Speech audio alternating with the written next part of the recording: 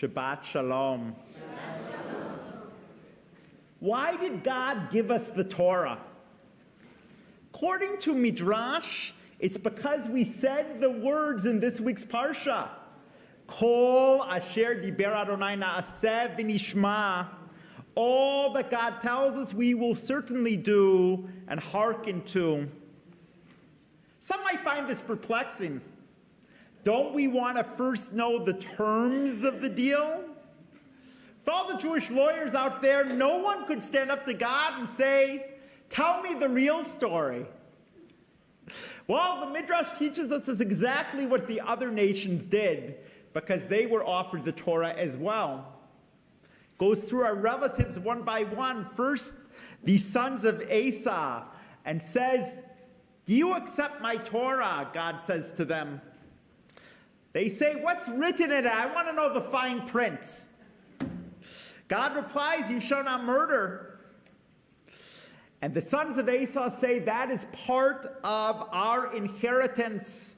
Isaac blessed our ancestor Esau as follows, you shall live by your sword.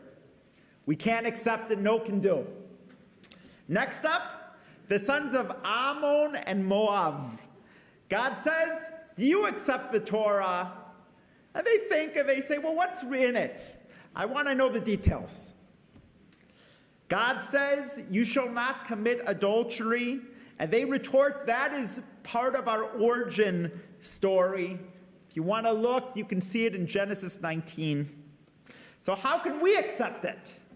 Then God goes to the children of Ishmael, says, do you accept my Torah? And they ask, let me see what's really in this document.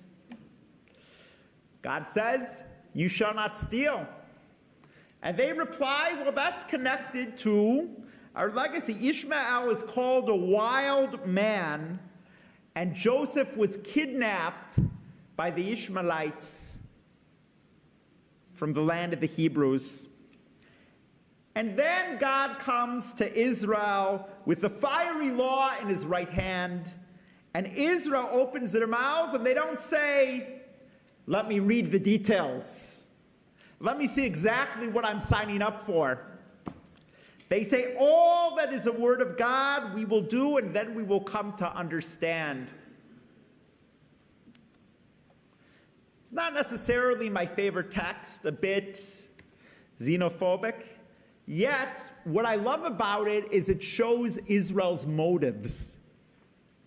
Rashi comments, in the words of the Chatam Sofer, Shemei rov emunotam b'Shem uvitchonam bo hir'u retzonam hatov sheya'asu af al pi shelo shama'u. Their faith, their trust in God was so strong that they moved forward, even though they didn't understand what that would entail. Our ancestors' faith and commitment propelled them forward. They took the leap of faith. This weekend, we're celebrating the installation of Cantor Noah Rachel's as our Chazan. We welcome his and Amy's families, who we will see tonight, having joined us from the Bay Area, Los Angeles, and the East Coast. Many have gotten to know Cantor through his gorgeous voice, but what you might not be aware of is Cantor's insistence on doing the right thing. His first day of work, many of us don't like to remember it. We discovered the water heater leak that consumed our congregation for weeks, up to the day before Rosh Hashanah and even beyond, as we were getting resettled. But what you might not know is that day, Cantor got down on his hands and knees and soaked up water.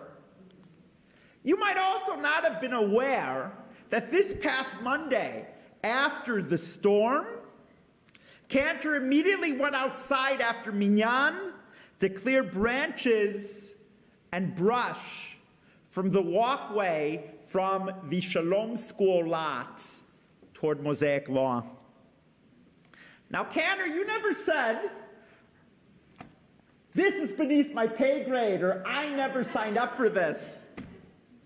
I'm sure you were thinking that it's only human nature. Yet your faith in who you are as a servant of Hashem who brings people closer to the Holy One and your dedication to our congregation have propelled you forward. You always go the extra mile. And along the way, you've listened to and you've taught numerous Torah readers. You've developed Sidurim for the religious school and Carlton Senior Center, and organized beautiful Friday Night Live services, including last evening, doing it all with a smile. Please come up, Cantor.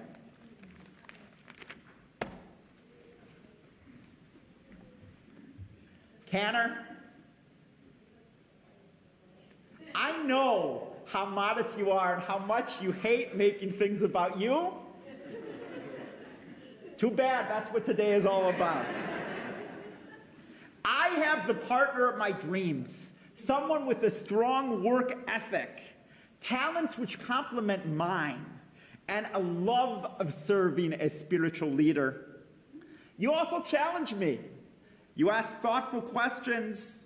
You're not afraid to take a different approach. Your sense of humor is second to none. Above all, you're a mensch, someone who goes the extra mile to be there for others. I am so happy you chose Mosaic Law Congregation and hope to partner with you for many years to come.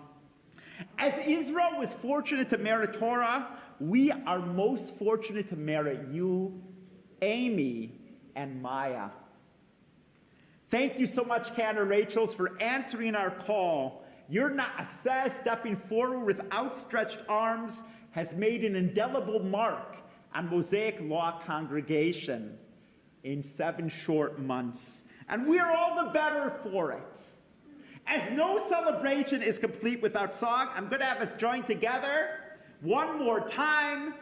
Sing and talk, mazel tov, mazel tov, sing and talk, sing and talk, mazel tov, mazel tov, sing and talk, sing and talk, mazel tov, mazel tov, sing and talk. Yeah, hey, Lanu, hey, hey, yeah, hey, Lanu, yeah, hey, Lanu. Hey, hey, yeah, hey, Lanu, yeah, hey, Lanu. Ooh, lecho Israel.